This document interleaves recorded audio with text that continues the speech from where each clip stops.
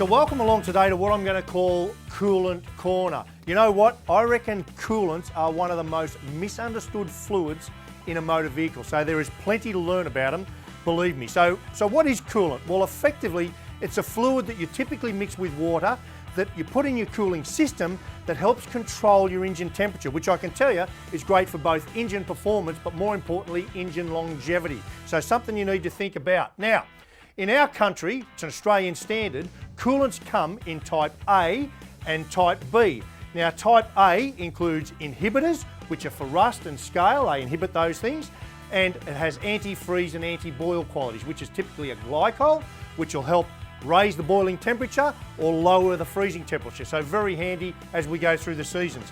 Type B, on the other hand, just has the inhibitors for that rust and scale as we talk about. Now, question is, first one, do you need A or do you need B? Well, my advice is look in your owner's manual, because just like your lubricants for your engine, it will actually specify what you need to use in terms of a coolant. Now, do you use a concentrate or a premix? Now, think of cordial, because coolants come in both. There it is, it says it on the label, concentrate, or, here's one here I think, premix. So if you've got a bigger water system, trucks, tractors, etc., it might be smarter to use a concentrate so you can mix up bigger quantities. If you've got a smaller motorcycle, car, maybe a premix is for you.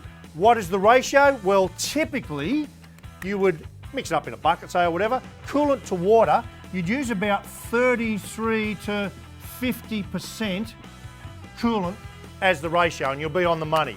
Okay, so when mixing that up, couple of tips. One, don't just use tap water straight up. If you can, use demineralised water. That's always the best, because tap water has a lot of minerals in it, and that changes around the country everywhere. So you're much safer using demineralised water, because those minerals aren't compatible with your cooling system, I can assure you. Second choice, use rainwater. If you can't do that, then use tap water as your third and final option.